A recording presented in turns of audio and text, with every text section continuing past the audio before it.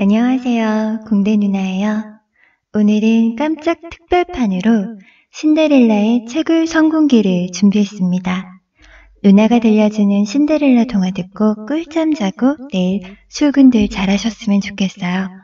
사실 한 주에 본편 한 개씩만 올릴 예정이었는데 글쎄 판테라방에서 누나가 들려주는 블록체인의 사토시 랩이 터져버렸습니다.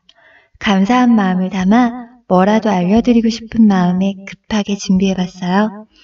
신데렐라의 채굴 성공기는요, 제가 친구들한테 블록에 대해 설명을 해줄 때 블록 해더니 이전 해시값이니 이런 얘기를 막 설명을 하는데 친구들이 정말 난해했던 개념이 하나 있어요. 그게 바로 이 논스값이었는데요. 그래서 신데렐라 이야기를 각색해서 쉽게 비유로 이 논스값에 대해서 설명을 해드리고자 해요. 이 블록캣이 다른 요소들은 본편에서 설명을 더 이어서 해드리도록 하겠습니다. 근데 지금 보이는 이 디즈니 배경사진요. 이거 써도 되나요? 왜 무인도 섬에 표류하게 되었을 때 구출되는 가장 빠른 방법이 모래 위에 미키마우스를 크게 그려넣는 거라고 하잖아요. 그럼 디즈니에서 저작권 소송을 걸러 경고하러 비행기를 몰고 온다고 하네요.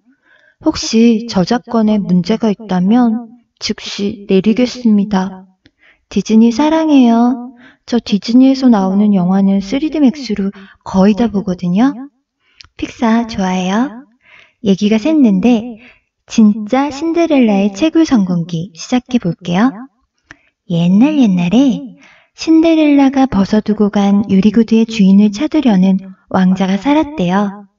그런데 이 유리구두는 사이즈가 너무도 정교해서 245점 소수점 끝없는 발 사이즈를 가지고 있었대요. 그래서 라즈베리 파이에서 나온 센서가 발 사이즈를 소수 몇십짜리까지 비교를 해서 유리구두의 주인이 맞는지 아닌지 판단을 한다고 해요. 이 유리구두에 꼭 맞는 발을 가지고 있다면 바로 당신이 왕자와 결혼, 성의 안주인이 되시겠죠? 실로 어마어마한 봉상이 따르게 되는데요. 온 나라에 소문이 퍼졌지만 정작 이 유리구두의 정확한 사이즈를 아는 사람은 한 명도 없었다고 해요. 치수를 알 수 없는 이 유리구두가 바로 오늘의 타겟입니다.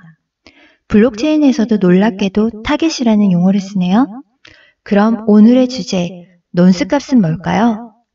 바로 이 유리구두의 발 사이즈를 찾을 방법이 없으니까 사람들이 무식하게 이 라즈베리 파이 센서가 맞다고 표시를 해줄 때까지 0부터 1, 2, 3, 4, 5, 6, 7, n 플러스 1 이렇게 끝없이 밤낮으로 대입해서 넣는 그 발 사이즈. 무식하지만 정직하게 하나씩 넣어보는 입력값을 논스라고 합니다. 논스, 이름부터 뭘 넣어야 할지 모르겠지 않나요? 이제 이 논스 값에 끝없이 바꿔 넣어가며 유리구두의 주인, 신데렐라가 되기 위한 피 튀기는 경쟁이 시작되는데요. 그럼 채굴자는 어떤 사람들일까요? 유리구두뿐만 아니라 신데렐라의 발도 약간 각색을 해봤는데요. 당시 마을 사람들의 의족이 유행이라서 원래 발은 하나잖아요. 근데 그 당시에 의족이 또 유행이라 어마어마하게 다양한 사이즈와 다양한 개수와 다양한 모양의 발을 여자들이 바꿔 끼워가며 파티장에 갔다고 해요. 각색이 좀 B급이죠? 저는 새벽의 저주보다 새벽의 황당한 저주를 백배 천배 좋아합니다. B급, 이거 뭐야? 이러면서 신데렐라 동화보다는 의족을 찬 발이 여러 개인 만취한 신데렐라 이야기를 여러분도 더 좋아하게 되실 거예요. 그런데 만취했다고요? 신데렐라가 그날 무슨 일이 있었을까요? 신데렐라가 글쎄 그날 만취를 해가지고 자기가 무슨 발 사이즈의 의족을 찾는지 기억을 못하지 뭐예요? 신데렐라 역시 남들처럼 똑같이 하나하나 논스값을 대입해 볼 수밖에 없는 상황이에요. 늘 수리 문제죠. 여기서 그냥 대충 감으로 발 사이즈를 찍어 맞출 수 없나요? 하시겠지만 이게 딱 떨어지는 발 사이즈가 아니라 그랬잖아요. 괜히 찍은 숫자를 넣었다가 놓치게 될 확률이 훨씬 더 크기 때문에 그냥 무식해 보여도 단순 반복 연산 작업을 통해 하나하나 긴지 아닌지 확인해 갈 수밖에 없어요. 만약에 0부터 5까지 중에 정답이 있고 정수다라는 조건이 붙었다면 아무거나 숫자를 말해보는 게 유리할지도 모르지만 0부터 끝이 어디까지인지도 모르고 자릿수가 어마어마하게 많은 값을 조건에 맞게 찾는데 감이란 게 통할까요? 0부터 대입을 하는 게 결국은 훨씬 빠른 거죠. 일종의 게임 같은 거예요. 누가 먼저 저 구두의 발 사이즈에 딱 맞는 발을 찾아내느냐. 물론 발 사이즈가 말도 안 되는 소수점 자리까지 완전히 일치할 필요는 없어요. 아까 구두에 부착된 센서가 일정한 크기까지만 비교를 해서 유리 구두의 주인을 찾는다고 했죠. 그렇다고 또 너무 쉽게 찾아내면 너도 나도 내가 블록을 찾았네 유리 구두의 주인이네 할 테니까 이럴 때 난이도를 조정해서 더 많은 연산을 통해 찾아내게 할지 말지를 맞추면서 블록 생성 주기를 일정하게 유지합니다. 블록 생성 주기는 왜 일정해야 할까요? 그건 블록 본편에서 고아 블록에 대해 이야기하면서 설명을 해드리도록 할게요. 그럼 신데렐라 이야기 계속 이어가 볼까요? 왕자와 결혼하면 뭐가 좋을까요? 어마어마한 부와 명예와 권력이 뒤따르죠. 그게 바로 채굴에서의 보상입니다. 요즘 초등학생 사이에서 개무시하면서 쓰는 말 중에 빌거가 있대요. 빌라 거지란 뜻인데 제가 그 빌거라 펠리스가 참 좋아 보이긴 하네요. 오늘자 시세로 12.5 비트코인이 77만 원이 조금 넘는데 진짜 많이 떨어지긴 했네요. 얼마 전까지만 해도 100만 원도 훨씬 넘는 돈이 채굴 한 개 성공했을 때 받을 수 있는 돈이었다고 생각해 보세요. 눈이 뒤집힐만 하죠. 펠리스를 우리도 살 수 있을 것만 같아요. 우지한 오빠는 저 펠리스 몇 채 가지고 있을까요? 지한이 오빠, 누드불 협찬 좀 해주세요. 채굴 보상은 신규로 발행된 가상화폐 12.5 코인과 함께 거래 수수료가 지급되는데요. 채굴자들이 하는 일과 관련이 있어요. 채굴자들이 논스값을 찾기 위해 게임을 하는 동안 실제로는 그 일이 해당 블록에 포함된 거래내역이 거짓인지 아닌지 다수가 확인하고 확인된 블록을 블록체인에 올리고 그 블록체인을 다시 말해 그 같은 기록 장부를 모두 자기 컴퓨터에 복사해서 넣으면서 누군가 기록을 바꾸려고 하고 음해하려는 자들로부터 P2P의 힘을 모아 막아내는 역할을 하는 거죠. 그러니까 보상이 주어지만 하죠. 신데렐라도 마찬가지예요. 신데렐라 너무 한 큐에 신분 상승하는 거 아니에요? 라고 생각하시면 곤란합니다. 세상에 공짜는 없습니다. 의도가 있었다고 보긴 어렵지만 신데렐라는 파티장에 결코 꾀지지한 민낯과 누더기 옷을 입고 두 발로 걸어서 가지 않았어요. 여기 보세요. 여기 보세요. 아주 아름다운 드레스를 입고 머리 봐봐. 머리도 이렇게 말아 올리고 유리구두를 신고 럭셔리한 마차까지 타고 등장했어요. 원래 신데렐라 모습은 이쪽 보세요. 이렇거든요. 채굴자도 마찬가지예요. 지 컴퓨터, 전력, 시간 다 써가면서 블록체인에 올라온 거래 내역들이 진짜인지 가짜인지 팜낫으로 블록을 생성하고 검증을 하며 그 복사본을 자기 컴퓨터에 저장을 하는데 보상이 없다면 말이 안 되죠. 기존에 공인이라 불렸던 은행이나 인증기관들을 대신해서 그 역할을 하는 사람이 채굴자이고 신뢰가 필요 없는 신뢰라는 시스템을 만들어가는데 큰 기여를 하기 때문에 그에 상응한 코인을 받아야 마땅한 거죠. 물론 이건 어디까지나 작업 증명 방식, POW라는 합의 알고리즘을 채택한 코인들의 경우에 한해서입니다. 합의 알고리즘을 다룰 때 다시 하겠지만 지금 말하는 채굴은 합의 알고리즘 중 하나의 방식일 뿐이고 비트코인이 블록체인의 출발점이기도 하고 채굴 하는데 그게 뭔지 모르면 석탄 캐는 이미지밖에 안 떠오르니까 스스로 너무 아쉽잖아요. 뭔가 있을 것 같은데 떠오르는 게 없으니까. 그래서 누나가 들려주는 블록체인이 여러분의 그 간지러운 부분을 귀이개처럼 파드리는 거죠. 그럼 여기서 정리를 한번 해볼까요? 유리구두. 자, 정리를 해보면 사이즈를 정확히 모르는 유리구두는 타겟이라고 할 수 있고요. 이를 찾기 위한 값이 논스값입니다. 신데렐라가 되길 바라는 사람들은 지금 이 순간에도 해시 파워를 이용해 열심히 채굴을 하는 사람들, 바로 채굴자들인 거고요. 이랬던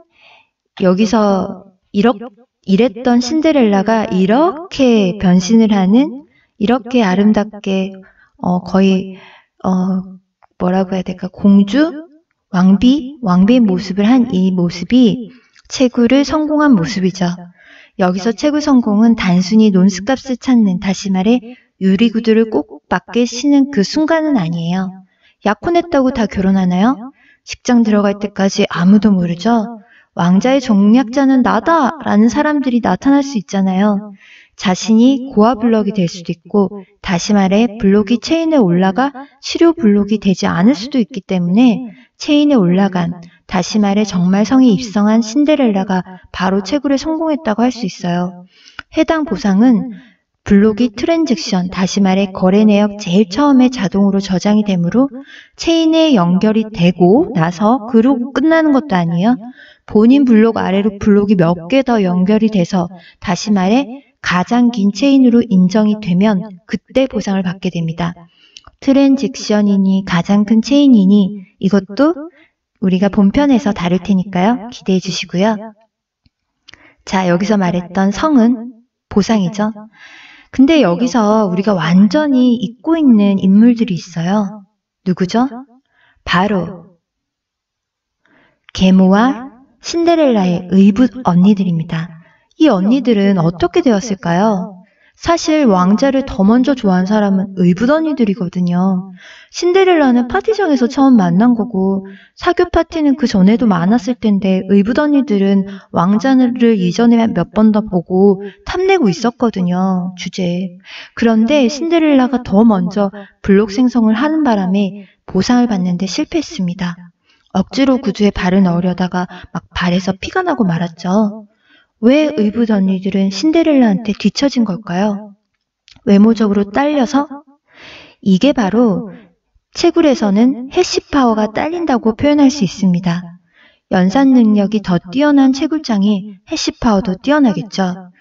요즘 외모 지적이 사회적으로 민감하잖아요. 안 하면 제일 좋지만 너무 외모 얘기를 하고 싶다 그럴 때 쟤는 해시파워가 시원찮네.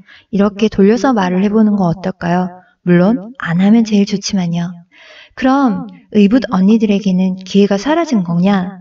아닙니다. 이 마을에는 이렇게 유리구두를 들고 신데렐라를 찾는 왕자들이 엄청 많거든요. 블록 하나 놓쳤다고 인생 쫓는다고 생각할 필요가 전혀 없는 게 트랜잭션, 다시 말해 거래들은 끊임없이 들어오고, 즉 블록에 담겨서 확인과 승인을 요하는 데이터들은 차고 넘치기 때문에 빨리 다음 블록을 생성하고 체인에 연결하면 그만인 거죠. 내 해시파워가 너무 딸린다? 그럴 땐 마이닝 풀을 이용해봐도 좋을 것 같네요. 마이닝 풀은 의붓 언니들이 안 되는 해시파워로 따로 하는 게 아니라 언니가 1부터 10만까지 계산하고 그 언니가 10만까지 계산하는 동안 동생은 10만 1부터 20만까지 계산하면서 시간을 단축시켜서 빨리 블록을 생성하는 데 중요한 이 게임에서 조금이라도 더 유리하고자 하는 전략인 거예요.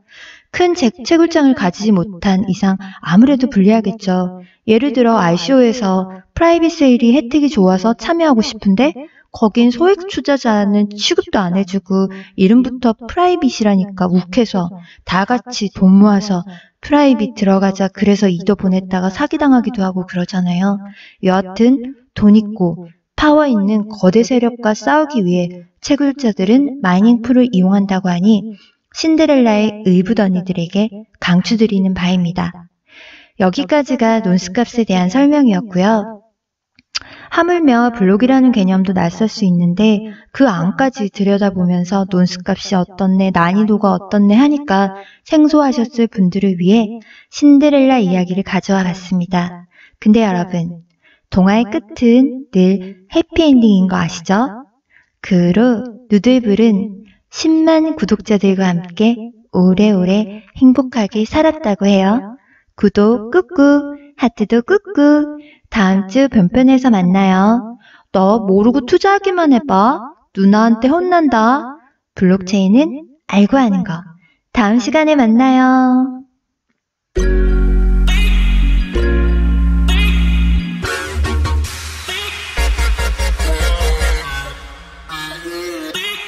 누나가 들려주는 블록체인.